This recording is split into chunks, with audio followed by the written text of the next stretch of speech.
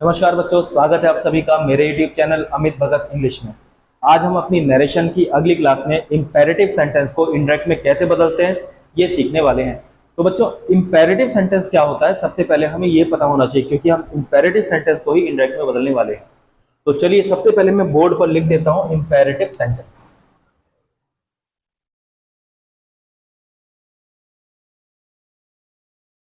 Imperative imperative sentence कौन से sentence होते हैं? चलिए बच्चों, सबसे पहले हम ये समझ लेते हैं। ऐसा कोई भी सेंटेंस, ध्यान से समझना बच्चों, ऐसा कोई भी सेंटेंस जिसमें हम अपने सामने वाले से आई कांटेक्ट करके, एक उसकी निगाहों में देखकर, उसकी आंखों की तरफ देखकर उसे कोई भी एक्शन या कोई भी कार्य करने की या तो एडवाइस दें, या उसे रिक्वेस्ट करें, या उसे ऑर्डर दें। तो ऐसे जो सेंटेंस होते हैं वो होते हैं इंपेरेटिव सेंटेंस। फॉर एग्जांपल, जैसे आप मेरे सामने हो, मैंने आपसे कहा कंप्लीट योर वर्क, अपना कार्य पूरा कर लीजिए। तो मैंने आपकी तरफ देख के कहा कंप्लीट योर वर्क, तो यहाँ कंप्लीट क्या है? वर्ब की फर्स्ट फॉर्म है, इसलिए सेंटेंस हमारा हो जाएगा इंपेरेटिव। मैंने आपसे कहा क्लोज द डोर, दरवाजा बंद कर दीजिए, क्लोज द डोर, या ओपन द डोर। मैंने कहा सिट डाउन। ये सारे के सारे सेंटेंस क्या है बच्चों? इंपेरेटिव सेंटेंस हैं। क्या है? Imperative sentence. इसमें एक बात समझने की ये भी है कि जब आपको पता है कि मैं अपने सामने वाले से ही किसी बात को कह रहा हूं, तो इस सेंटेंस का जो सब्जेक्ट है वो यू हुआ, क्योंकि सामने वाला कौन होता है? यू होता है। मींस लिसनर कौन होता है? सामने वाला, जो कि यू होता है। अब जब मैं सामने वाले की तरफ ही देखकर कोई बात कह रहा हूं, तो मुझे यू कहने की आवश्यकता नहीं होती। तो इसलिए इसमें मैं यू हटा दूंगा और वर्ब की फर्स्ट फॉर्म से सेंटेंस को शुरू कर दूंगा। तो इसलिए सेंटेंस वर्ब की फर्स्ट फॉर्म से शुरू होते हैं, जबकि इन सेंटेंस का जो सब्जेक्ट होता है वो यू होता है, जो कि अंडरस्टूड होता है, बोलने की आवश्यकता नहीं होती। तो इसी कारण से ये सेंटेंस वर्ब की फर्स्ट फॉर्म अगर नेगेटिव होंगे तो डू नॉट से शुरू हो जाते हैं, डू नॉट के साथ वर्ब की फर्स्ट फॉर्म आ जाती है। जैसे कंप्लीट योर वर्क या do not complete your work, go from here, do not go from here. ऐसे ही ये सेंटेंस कभी कभी लेट से भी शुरू हो जाते हैं। लेट भी वर्ब की फर्स्ट फॉर्म होती है। लेट के बाद क्या आता है? ऑब्जेक्ट आता है, और फिर कोई भी वर्ब की फर्स्ट फॉर्म यहाँ पर आ जाती है। जैसे let me go, let me play, let us play, let us go. तो ये सेंटेंस हमारे क्या होते हैं बच्चों? इंपेरेटिव सेंटेंस होते हैं। तो इन इंपेरेटिव सेंटेंस को इंडायरेक्ट में कैसे बदला जाता है ये हमें सीखना है। तो चलिए बोर्ड पर मैं सेंटेंस लिख के आपको समझाता हूँ इसका स्ट्रक्चर क्या होता है और कैसे हम इन सेंटेंस को इंपेरेटिव में बदलते हैं। सेंटेंस मैंने बोर्ड पर लिखा, रवि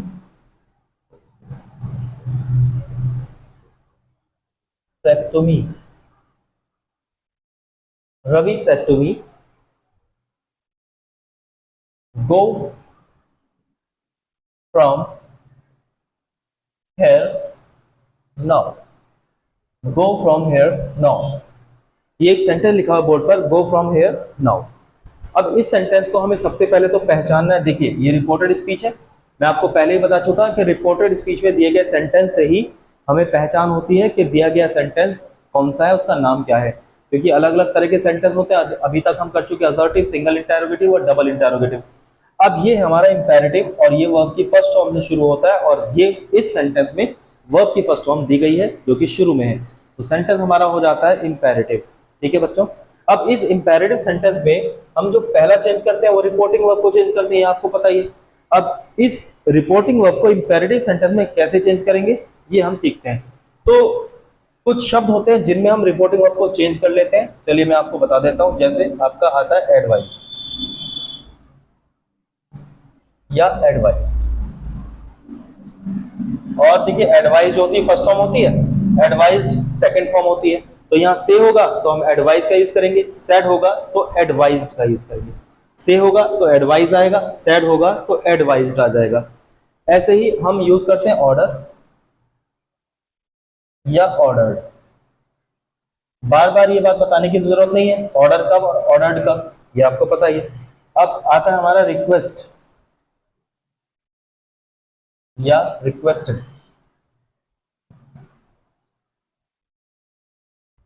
इसके अलावा एक शब्द और होता है हमारे पास बच्चों, कमांड। कमांड या कमांडेड, ये शब्द होते हैं। ठीक है बच्चों, अब क्या होता है, ये मैंने कितने शब्द लिखे? 1 2 3 4। एक और शब्द है जो मैं इधर लिखता हूं, वहां नहीं लिखूंगा। ये क्या है? वॉर। क्या है? वॉर। यह हो सकता है वॉर, सेकंड फॉर्म भी हो सकता है। ठीक है। अब समझने वाली बात यह है बच्चों कि जब भी हम एडवाइस या एडवाइस लिखते हैं, इन चारों शब्दों को रिपोर्टिंग वर्ब की जगह लिखते हैं। मतलब रिपोर्टिंग वर्ब को इन चारों में से किसी भी एक शब्द में बदलते हैं, जो कि सेंस के अकॉर्डिंग बदला जाता है ना। तो हम कभी भी इन शब्दों को बिना लिसनर के नहीं लिखते। इन शब्दों को कभी भी बिना लिसनर के नहीं रखा जाता। जब भी ये शब्द आप रखेंगे तो इनके साथ में कोई ना कोई लिसनर होना चाहिए। अगर लिसनर नहीं है तो हमारा सेंटेंस सही नहीं माना जाएगा। एग्जाम इस तरह के कई क्वेश्चन देता रहा है और देता भी है। तो बात समझ में आ गई बच्चों। लेकिन अगर बात वन और वन की करते हैं तो इस शब्द के साथ में कोई भी लिसनर लगाने की जरूरत नहीं होती है। तो भी ठीक है, अगर नहीं है तो भी ठीक है, कोई फर्क भी नहीं पड़ता। क्यों ऐसा होता है? क्योंकि अगर आप एडवाइस देंगे तो किसी को तो एडवाइस देंगे ना, कोई तो आपके सामने होना चाहिए। या ऐसे ही आप एडवाइस दे देंगे हवा में ही? ऐसा तो नहीं होता। तो इसलिए इस शब्द के साथ में कोई ना कोई लिसनर होना जरूरी होता है। ऑर्डर की बात करें तो आप हवा में तो ऑर्डर देंगे नहीं, कोई ना कोई तो आपके सामने होना चाहिए। आप रिक्वेस्ट करेंगे तो किसी से तो करेंगे ना। ऐसे ही कमांड करेंगे तो किसी को तो करेंगे, कोई तो होना चाहिए लिसनर, कोई तो होना चाहिए जिसको आप कमांड कर रहे हैं। तो इसलिए इन शब्दों को बिना लिसनर के नहीं लिखा जाता। जबकि वॉन आपने देखा हो कई बार दीवारों पर भी लिखा होता है, कई बार किसी तंबाकू के या ये जो सिगरेट वगैरह आती है इनके डिब्बियों पर लिखा होता है ना। तो वहां चाहे उनके कोई माने या ना माने, उन पर कोई फर्क नहीं पड़ता। तो इसलिए इस शब्द को बिना लिसनर के भी लिखा जा सकता है। तो चलिए हम बदलना शुरू करते हैं। ये आपने लिख लिया होगा और मेरी बात को आप समझ भी गए होंगे। तो चलिए यहां से हम बदलना शुरू करते हैं। सबसे पहले हमने देखा go from here now. Ravi said to me go from here now. तो यहां पर मुझे लग रहा है जैसे रवि ने मुझे कुछ ऑर्डर टाइप का दिया हो, जैसे गो फ्रॉम हेयर, यहां से चले जाओ। तो ये क्या हो गया? ऑर्डर हो गया। तो मैंने लिखा सबसे पहले रवि और इस रिपोर्टिंग वर्ब को हमने ऑर्डर्ड में चेंज कर दिया, ऑर्डर्ड मी। और ये टू जो है आपको पता ही है ये हट जाता है क्योंकि ये ट्रांजिटिव वर्ब है। मैं पहले ही आपको बता चुका, ट्रांजिटिव वर्ब के साथ ऑब्जेक्ट लिखने के लिए किसी भी प्रपोजिशन की जरूरत नहीं होती। अब ये इन्वर्टेड कॉमा है। इन्वर्टेड कॉमा के स्थान पर वैसे तो बच्चों हम क्या लगाते हैं? कोई ना कोई कंजंक्शन लगाते हैं। असर्टिव में हमने दैट लगाया, सिंगल इंटरोगेटिव में इफ या वेदर लगाते थे, और अगर डबल इंटरोगेटिव हमारा सेंटेंस था तो उसमें कोई भी क्वेश्चन वर्ड हम कंजंक्शन के रूप में यूज करते थे। लेकिन यहां पर हम कंजंक्शन नहीं लगा सकते। क्यों? क्योंकि कंजंक्शन के बाद मैंने आपको बताया था, अगर आपको याद हो, कंजंक्शन के बाद हमेशा ही असर्टिव सेंटेंस का यूज किया जाता है। और यहां पर असर्टिव सेंटेंस हो नहीं सकता। क्यों? क्योंकि ये वर्ब की फर्स्ट फॉर्म से सेंटेंस शुरू हुआ है, इसमें कोई भी सब्जेक्ट है नहीं। अब जब सब्जेक्ट नहीं है तो हम सब्जेक्ट लिखेंगे कहां से? तो इसलिए हम यहाँ पर कोई कंजंक्शन नहीं लगाएंगे, लेकिन टू शब्द का प्रयोग करेंगे। और टू के बाद इन्वर्टेड कॉमा के स्थान पर टू शब्द का प्रयोग करेंगे और टू के बाद हम वर्ब की फर्स्ट फॉर्म से सेंटेंस को जोड़ देंगे। लेकिन एडवर्ब और जो हमारे प्रोनाउन होते हैं वो इसमें चेंज किए जाते हैं। तो यहाँ लिखा है to go there then, to go there then, है ना। तो ये चेंज हो जाएगा to go from there then. There को देयर में चेंज किया और नाउ को हमने देन में चेंज कर दिया। अब देखिए बच्चों, ये टू है और ये वर्ब की फर्स्ट फॉर्म है। तो क्या होता है बच्चों? टू प्लस वर्ब की फर्स्ट फॉर्म को हम इन्फिनेटिव के नाम से जानते हैं। किस नाम से जानते हैं? इन्फिनेटिव के नाम से।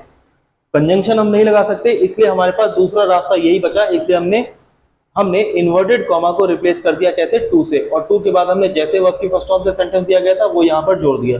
तो इस चीज को हम इन्फिनेटिव के नाम से जानते हैं। ठीक है बच्चों। तो ये सेंटेंस हमारा हो गया इंपेरेटिव सेंटेंस, जिसको हमने इनडायरेक्ट में चेंज किया। ऐसे हम और भी सेंटेंस देखते हैं और मैं ये भी आपको बताऊंगा कि एग्जाम में किस तरह से ये सेंटेंस आपको मिल सकता है।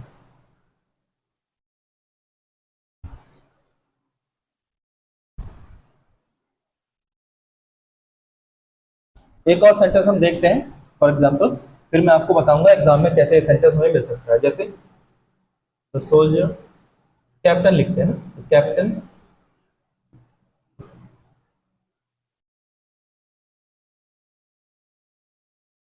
To the soldier.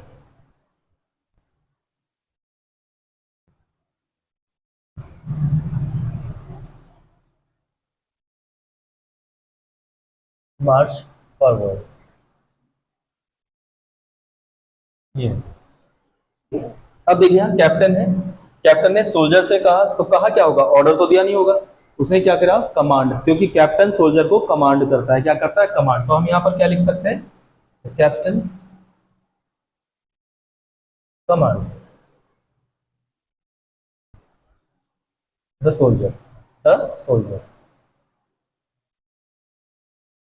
यहाँ टू आ जाएगा, और मार्च फॉरवर्ड ऐसे ही हम यहाँ लिख देंगे, मार्च फॉरवर्ड। ठीक है बच्चों, अब मैं आपको दिखाता हूं कि एग्जाम में यही सेंटेंस कैसे दिया गया था।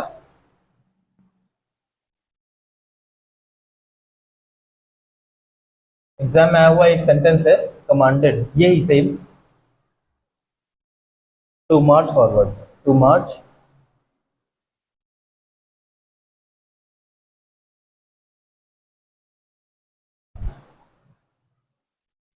मार्च फॉरवर्ड,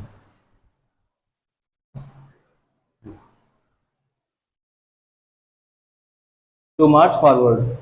अब देखिए, द कैप्टन कमांडेड, अब एक कमांड किया, यहाँ पर कोई लिसनर है ही नहीं, तो इसका मतलब सेंटेंस कैसा हो गया, गलत हो गया। तो यहाँ पर हमें कोई ना कोई लिसनर इस तरह से, जैसे आया ना सोल्जर, इस तरह से लिसनर लिखने की आवश्यकता होती है। तो अब जब तक यहाँ लिसनर आप नहीं लिखेंगे, ये सेंटेंस आपका सही नहीं माना जाएगा, गलत माना जाएगा। तो इस तरह से ये चार शब्द जो मैंने आपको बताए हैं, इन पर ये क्वेश्चन कई बार बन के आता है।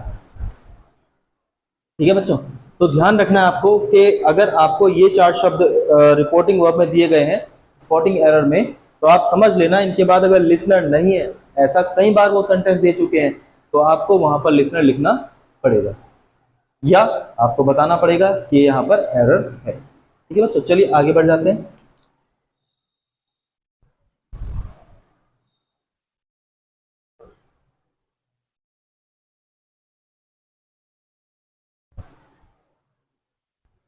चलिए, अब यही सेंटेंस हमें क्या मिल जाएगा, नेगेटिव मिल जाएगा। क्या मिल जाएगा बच्चों, नेगेटिव। नेगेटिव का मतलब क्या होगा, जो नेगेटिव होगा डू नॉट से शुरू हुआ होगा सेंटेंस को। तो कैसे सेंटेंस लिखा होगा, जैसे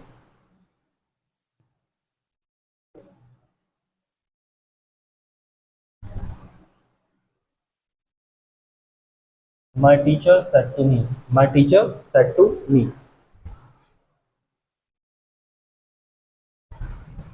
डू नॉट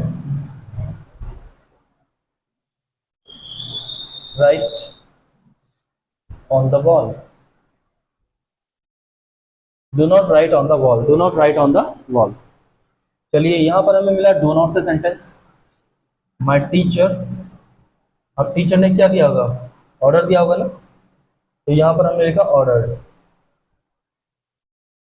मी। अब देखिए बच्चे, डू नॉट है, तो डू नॉट को हम क्या करेंगे, डू नॉट को रिमूव कर देंगे, और टू से पहले हम नॉट का यूज करेंगे, नॉट टू। ऐसा क्यों करते हैं, क्योंकि जो इन्फिनेटिव होता है ना बच्चों, टू प्लस वर्ब की फर्स्ट फॉर्म जो यहाँ आनी है, उसको हम कभी ब्रेक नहीं करते। क्वेश्चन आता है इस चीज पर भी, एग्जाम में आया हुआ है, मैं आपको बताऊंगा कैसे। जैसे मैंने कहा, टू से पहले हम क्या लगा देते हैं, नॉट। एग्जाम में क्या आपको दे देंगे, टू नॉट, और फिर यहां पर लिखेंगे राइट ऑन द वॉल। तो ये सेंटेंस हमारा गलत माना जाएगा, क्योंकि हम टू का यूज जो करते हैं, टू का यूज जो करते हैं वो नॉट के बाद करते हैं, या आप ये कह लीजिए जो नॉट आता है वो टू से पहले आता है, तो इनका स्थान आपस में बदल जाएगा। और इसी तरह से आपको एग्जाम में भी सेंटेंस कई बार मिलता है। तो चलिए इसको मैं सही कर देता हूं। आपको ध्यान है मैंने क्या बताया, नॉट का यूज जो है वो टू से पहले किया जाता है, क्योंकि इन्फिनिटिव को हम कभी भी ब्रेक नहीं करते। बच्चों ये बात समझ में आ गई आपको, जब भी नेगेटिव सेंटेंस होगा, डू नॉट को आप खत्म कर देंगे और टू से पहले नॉट का यूज करेंगे, कभी भी टू के बाद नॉट का यूज मत करें। क्लियर हुई बात ये। चलिए आगे देखते हैं, इसी सेंटेंस को हम फॉरबिड से भी इनडायरेक्ट में कन्वर्ट करते हैं। जैसे माय टीचर फॉरबिड, फॉरबिड क्या होता है बच्चों, मैं सही से इसको लिख देता हूं, इससे आपको सही चमके। मेन वर्ब शब्द है ये, फॉरबिड। फॉरबिड क्या होता है, फॉरबिड का मतलब होता है मना करना, और इसकी जो फर्स्ट फॉर्म है वो होती है फॉरबिड, और थर्ड फॉर्म होती है फॉरबिडन। तो ये है सेकंड फॉर्म, फॉरबिड मी। अब फॉरबिड जहां आ जाता है ना बच्चों, तो इसमें अपने आप ही आप ये मान लीजिए कि एक नेगेटिव शब्द है, इसमें नॉट अपने आप ही छुपा हुआ है। तो हमें दोबारा से नॉट लगाने की जरूरत नहीं होगी, केवल हमें टू का यूज करना है और वर्ब की फर्स्ट फॉर्म से ऐसे ही सेंटेंस को हम जोड़ने का काम कर देते हैं। ये वो बातें हैं बच्चों जो एग्जाम में आपको मिलती है, और मैं आपको केवल पॉइंट टू पॉइंट ही पढ़ाता हूँ, जो आपको एग्जाम देगा वही मैं आपको बताता हूँ, इधर उधर की बात करने से कोई फायदा नहीं होता। अब इसके अलावा मैं आपको एक और सेंटेंस लिख के देता हूँ, उसमें भी आपको ध्यान रखना है कि क्या एरर आपको वहां पर मिल जाता है इंपेरेटिव सेंटेंस में। हमारे सेंटेंस में कभी कभी प्लीज या काइंडली मिलता है रिकॉर्डेड स्पीच में, जैसे लिखा है Rohit said to his father.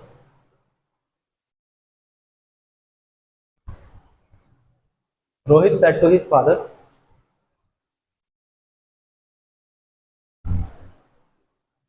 Please allow me allow me to go, allow me to go. ठीक है बच्चों, यहाँ पर है प्लीज। तो अब आप क्या करेंगे, जो हमारी रिपोर्टिंग वर्ब है इसको हम बदल देंगे रिक्वेस्टेड में। Requested his father, requested his father to please या काइंडली जो भी दे रखा है उसको हम हटा देंगे, क्योंकि जब रिक्वेस्ट आपका आ जाता है तो आपको प्लीज या काइंड लिखने की जरूरत नहीं होती। रिक्वेस्ट के साथ कभी भी आपको सेंटेंस में प्लीज या काइंडली नहीं लिखना होता, अगर आप लिखेंगे तो सेंटेंस गलत हो जाएगा। और यही सेंटेंस एग्जाम भी आपको कई बार दे चुका है। कैसे दिया है मैं भी आपको बताता हूं, लेकिन पहले इस सेंटेंस को पूरा कर लेते हैं। यहां आ जाएगा him to go. Rohit requested his father to allow him to go. अब देखिए कैसे एग्जाम इस सेंटेंस को दे देता है, मैं इसी सेंटेंस को आपके सामने लिखता हूं। Rohit requested his father to please allow him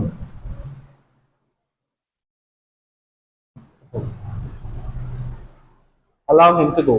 तो देखिए यहाँ पर आपको रिक्वेस्ट भी मिल गया और यहाँ पर आपको प्लीज भी मिल गया, तो रिक्वेस्ट तो इसमें आना ही आना है। इस तरह से आपका क्वेश्चन ये मिल सकता है एग्जाम में इस तरह से। तो आपने देखा कि यहाँ रिक्वेस्ट है और यहाँ प्लीज है, तो यहाँ प्लीज का जो सेंटेंस में लिखा हुआ पाया गया है, प्लीज लिखा हुआ पाया गया है, ये गलत है, तो इसको हम हटा देंगे या आप कह देंगे कि एरर। यहाँ कभी भी रिक्वेस्ट के साथ में प्लीज या काइंडली जैसे शब्दों का प्रयोग बच्चों नहीं होता। तो ये हमारे इंपेरेटिव सेंटेंस हैं। इसके अलावा अब हमारे पास कुछ ऐसे सेंटेंस बचे हुए हैं बच्चों जो लेट से शुरू होंगे। कैसे शुरू होंगे? लेट से। लेट जैसे let me go, let him play, है ना, late us go, let us join the class. तो ये सेंटेंस हमारे क्या है जो लेट से शुरू होंगे, और इन लेट वाले सेंटेंस को हम कल की क्लास में पूरा करेंगे।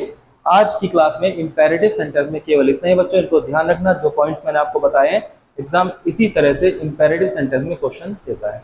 चलिए बच्चों आज के लिए इतना ही। नमस्कार, अपना ध्यान रखिएगा।